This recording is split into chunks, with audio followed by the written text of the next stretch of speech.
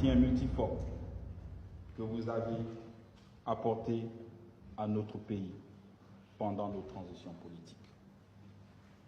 Ce soutien a contribué à la tenue des élections libres et transparentes, saluées par la communauté internationale, et à la mise en place progressive de nos institutions. Gage d'un retour à l'ordre constitutionnel, nous avons déjà installé l'Assemblée nationale et dans quelques jours, nous mettrons en place le Sénat, les mairies, assemblées départementales et le Conseil économique, social et environnemental suivront.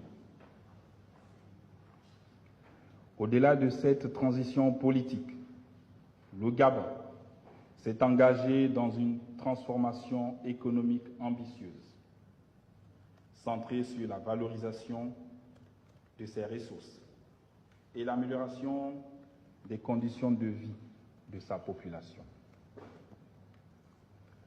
Nous ne souhaitons plus faire comme par le passé.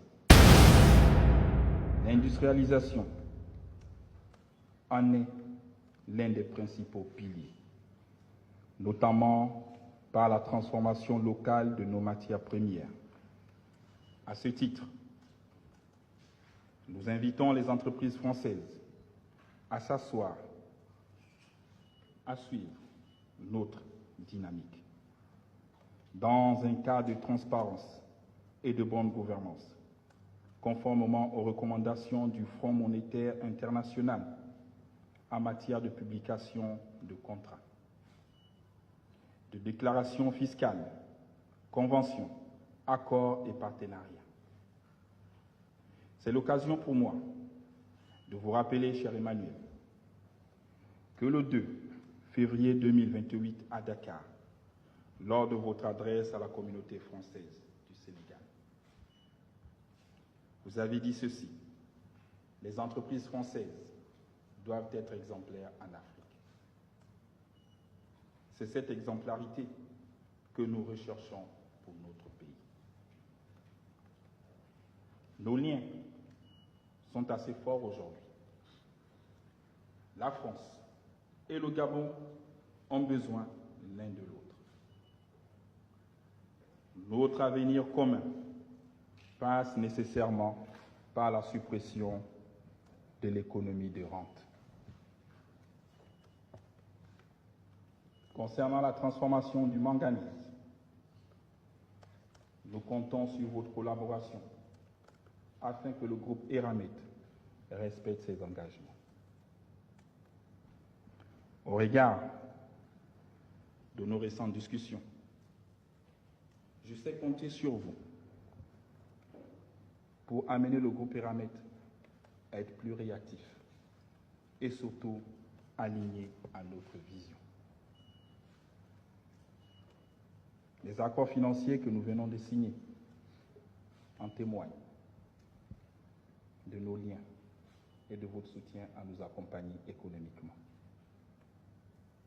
Nous avons engagé des réformes pour assainir nos finances publiques, restructurer notre dette intérieure et restaurer la confiance économique. Ces efforts doivent désormais s'étendre à notre dette extérieure, en partenariat avec les institutions multilatérales, notamment le FMI, à qui nous avons demandé une assistance technique et la restructuration de notre dette, laquelle pourrait aboutir à la signature d'un programme. Cher Emmanuel, mon gouvernement a hérité d'une dette abyssale, fruit d'une gestion irresponsable et opaque. Tout cela orchestré par Ali Bongo, son épouse Sylvia et son fils Noureddin, aujourd'hui en fuite à Londres et refusant de se présenter devant les tribunaux de notre pays. Nous comptons sur la coopération judiciaire entre nos deux États pour que les décisions de justice soient exécutées. et que les avoirs détournés soient restitués au peuple gabonais. Monsieur le Président, je vous renouvelle mes vœux de bienvenue et souhaite que votre séjour au Gabon soit à la fois agréable et porteur d'échanges fructueux. Que cette visite marque une nouvelle étape dans le renforcement de notre coopération au service du développement et du bien-être de nos populations. Notre relation